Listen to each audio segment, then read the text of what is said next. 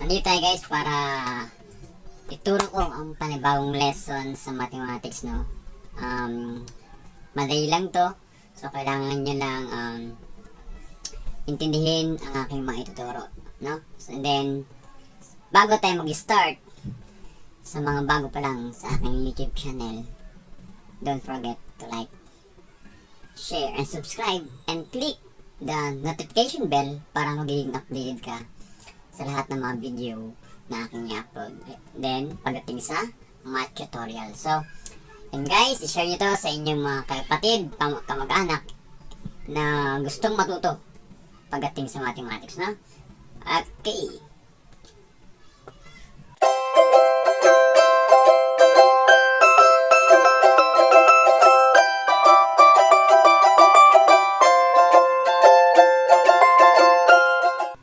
Thank you so much pala guys sa mga nag-subscribe. Meron tayong 9.76k subscription, no?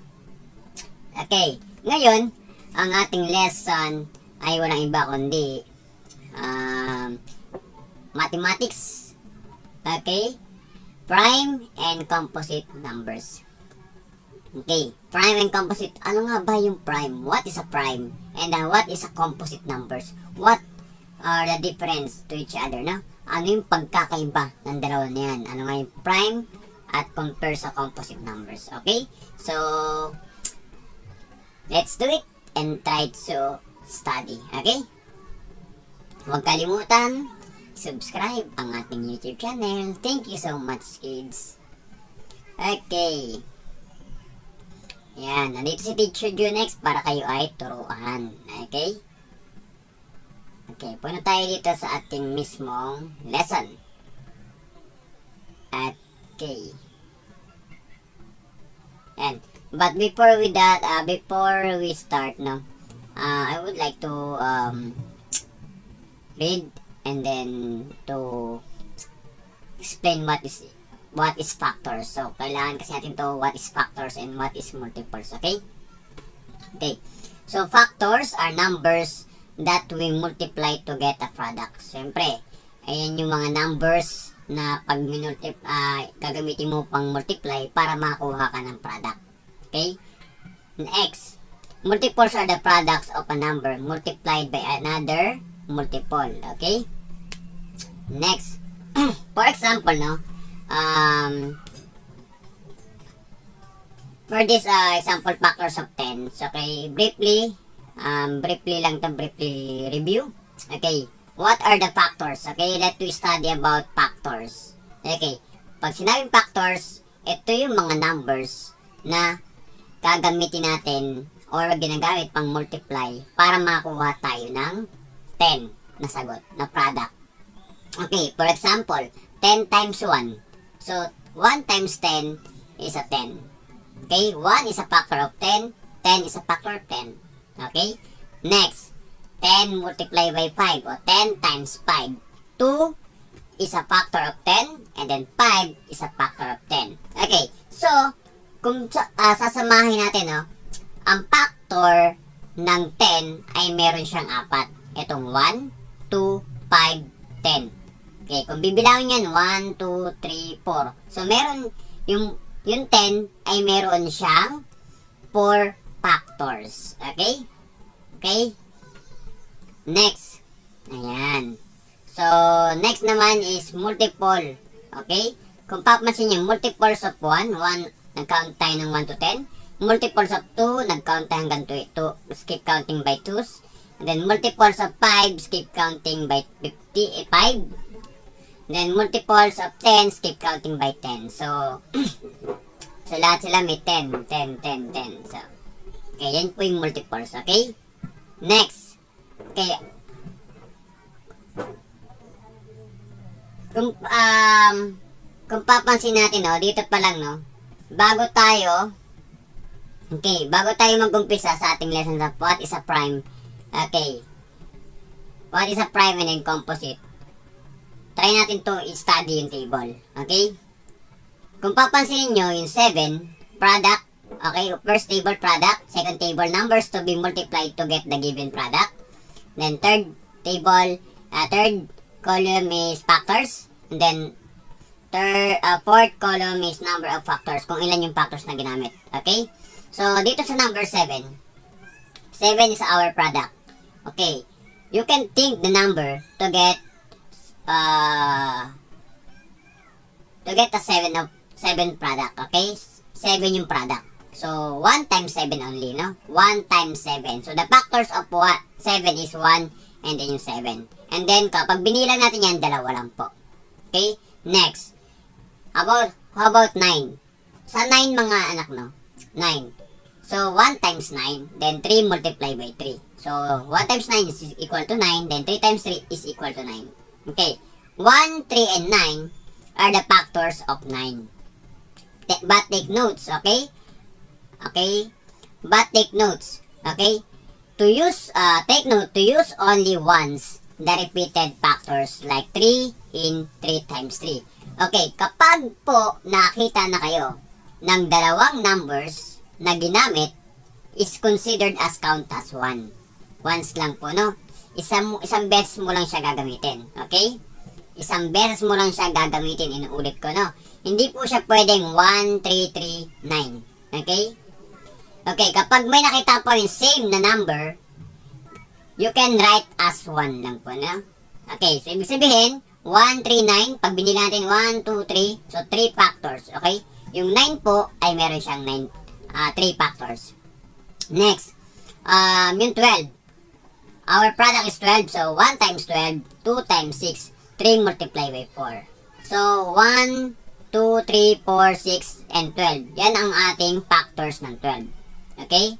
Lahat ng numbers dyan, kukunin mo at yun ang ating factors ng 12. Okay? And then kapag binilang mo po yan, 1, 2, 3, 4, 5, 6. 6 factors ang meron sa 12. Okay? Next, 23.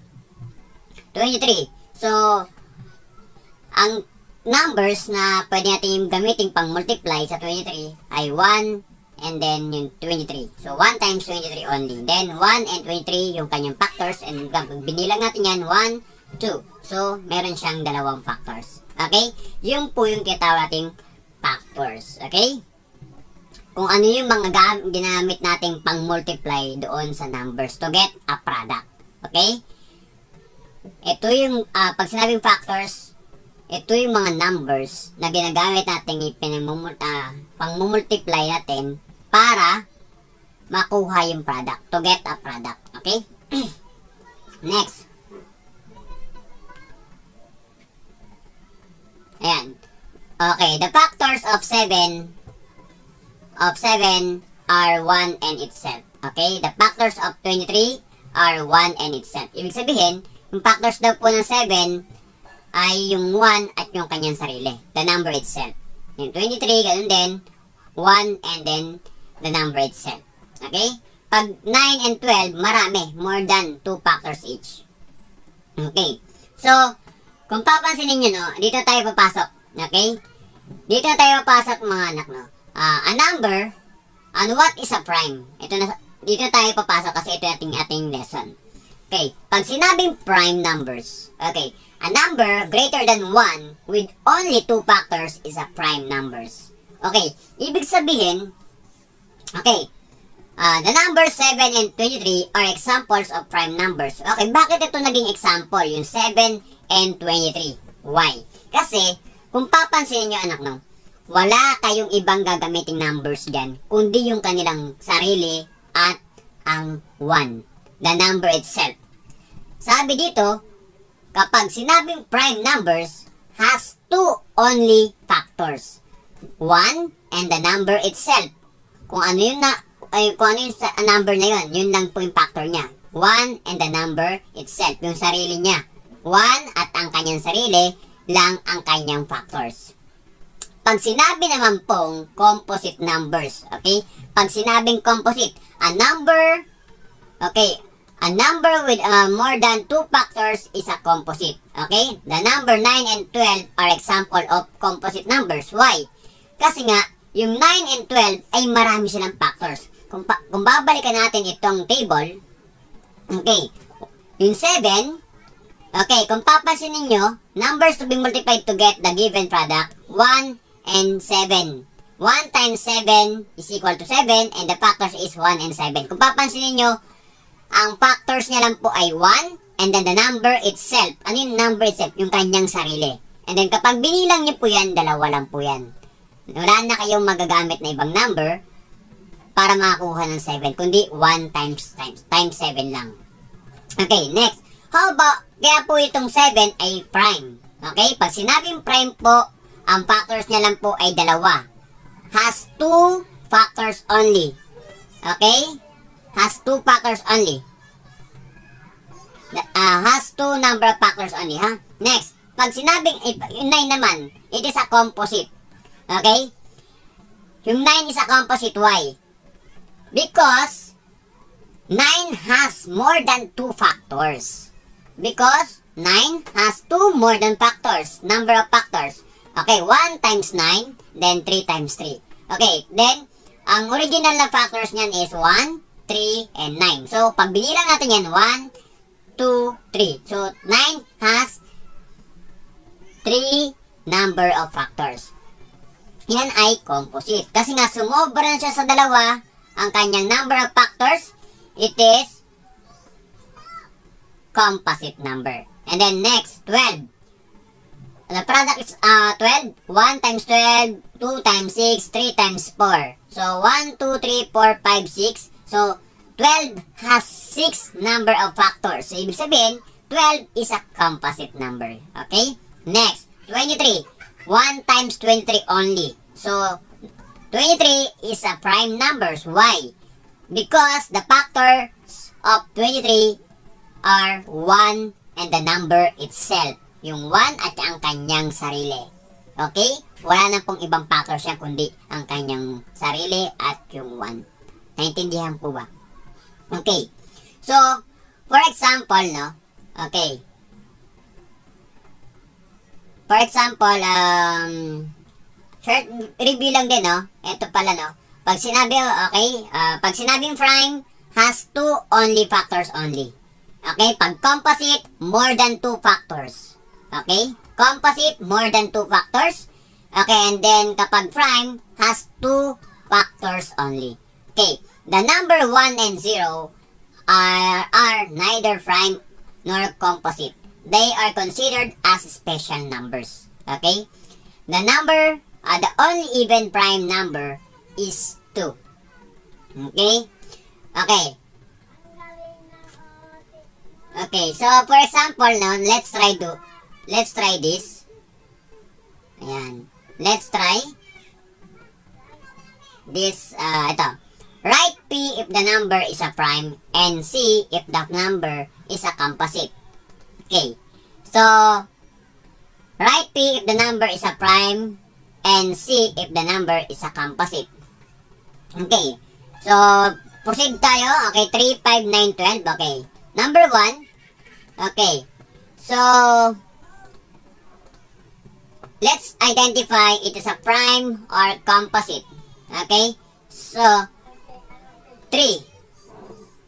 3 yung given natin doon. 3. Ayan. It is a prime or composite. Okay? Let's get the multiplying number natin, ha? Okay. Kunin natin yung kagaya nito. Ayan. Numbers to be multiplied to get the given product. Okay? Kunin natin to. Gawin natin to itong format. Okay? Okay. So, para maintindihan nyo, no, gawin natin yung format na yon para hindi kayo malito. Okay. So, 3. So, 1 times 3. Okay. 1 times 3 is equal to 3. Okay. So, pag binilang natin, ang factors niyan, meron siyang 1, 2. Okay, meron siyang 2 factors. Meron siyang 2 factors. So, kapag 2 factors only lang, what do you call? It is a prime numbers. Okay? Sa prime numbers.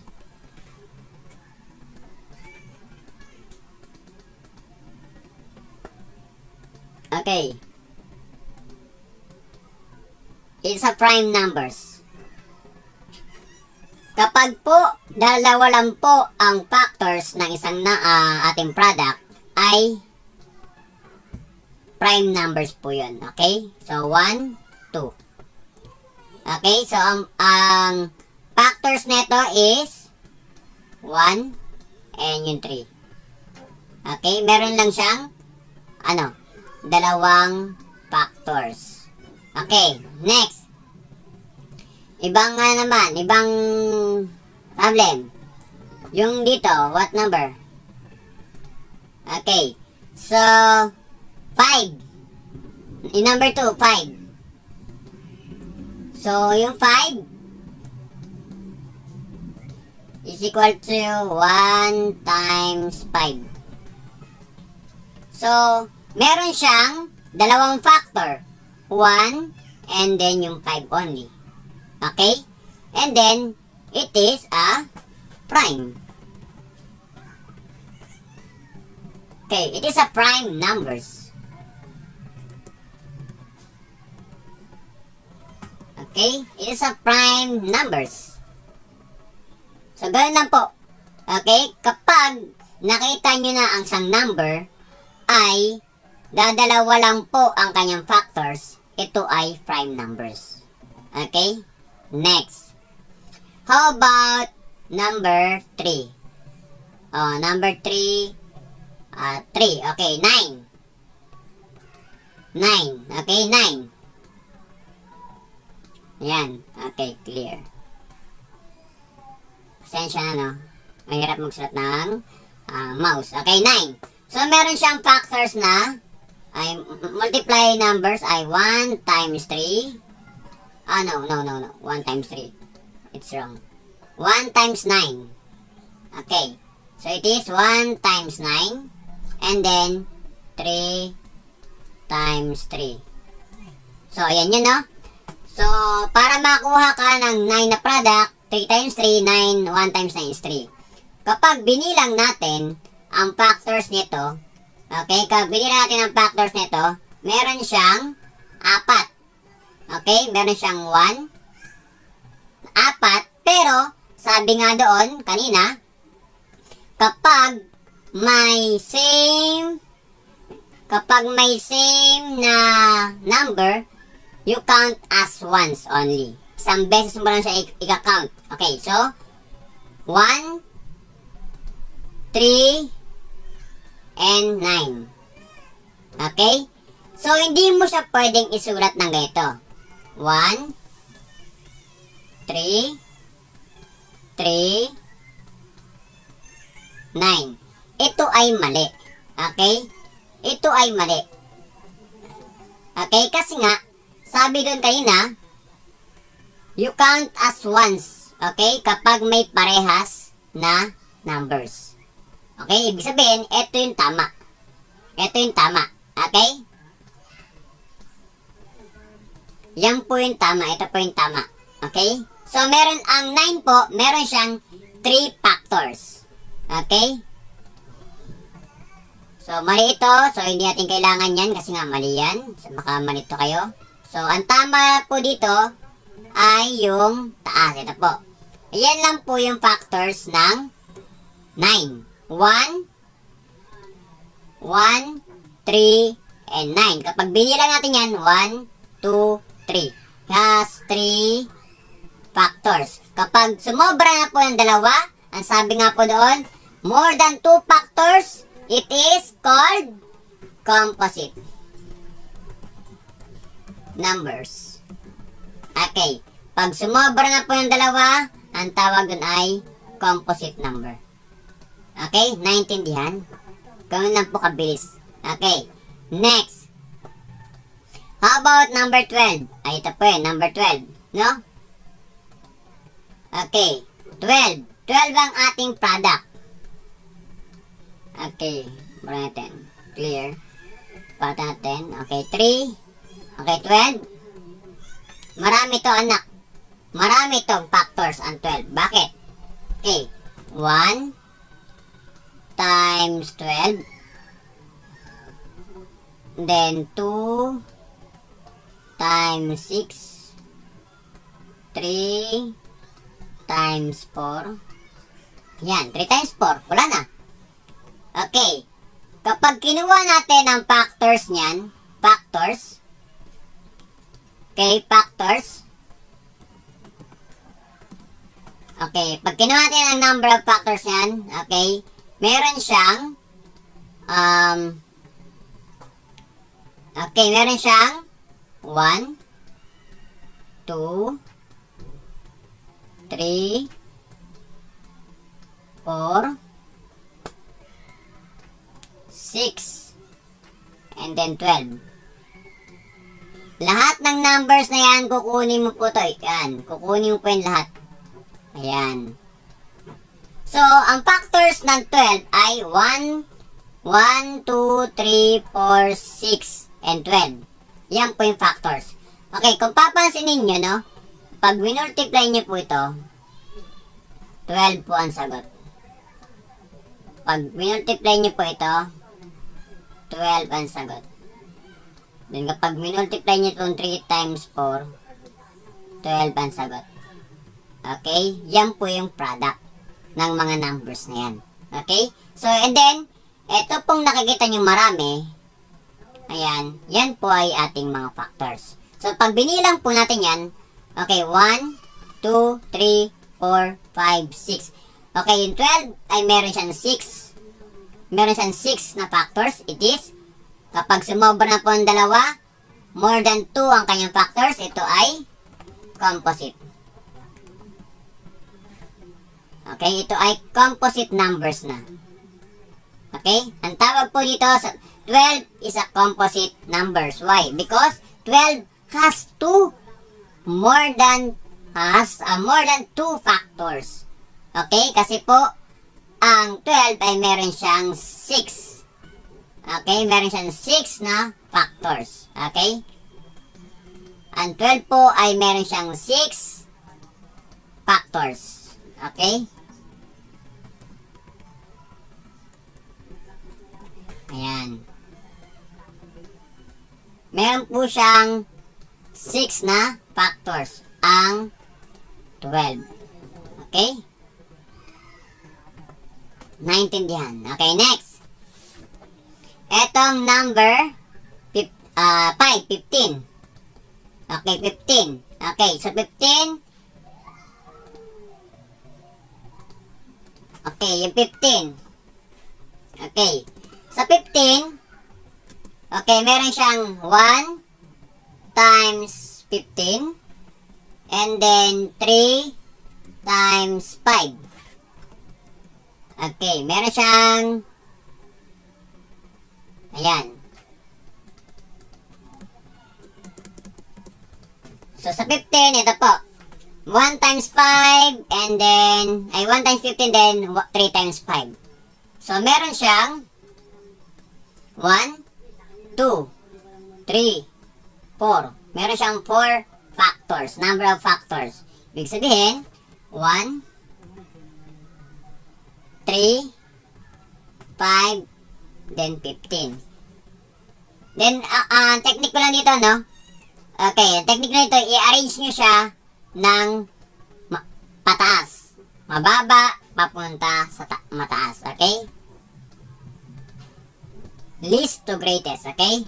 Then, bilangin nyo po yung factors niya, 1, 2, 3, 4. Ibig sabihin, 15 has 4 factors.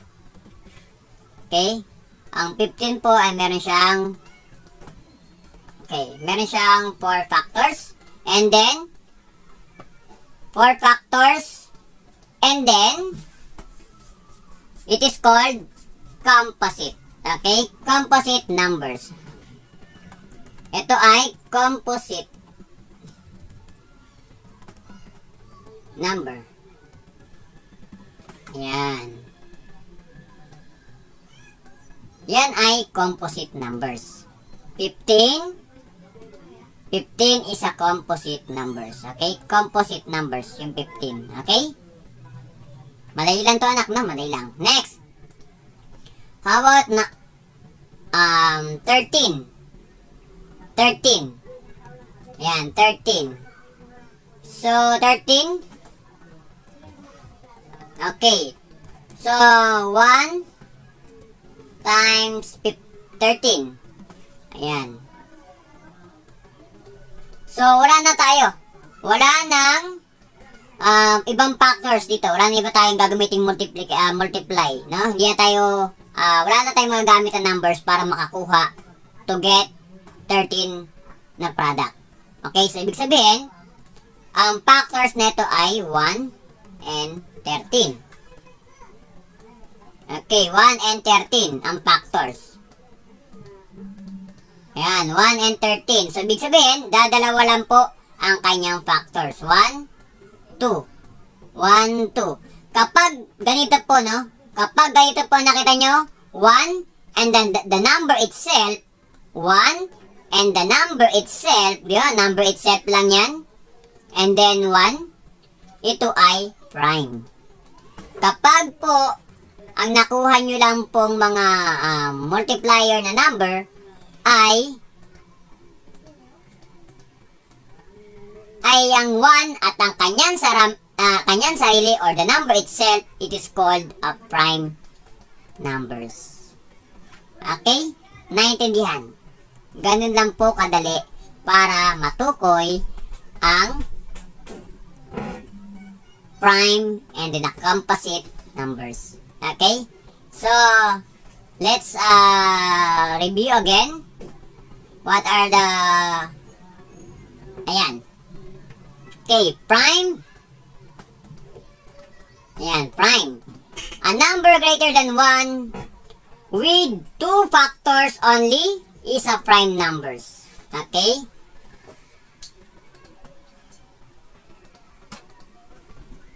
Ayan.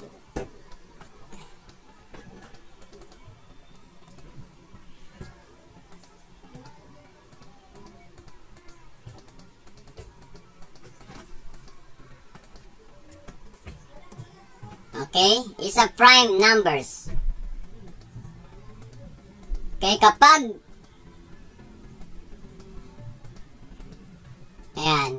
po ang number ay greater than 1 with only 2 factors is a prime numbers. Okay, prime number po yun. Next, kapag naman po ay a number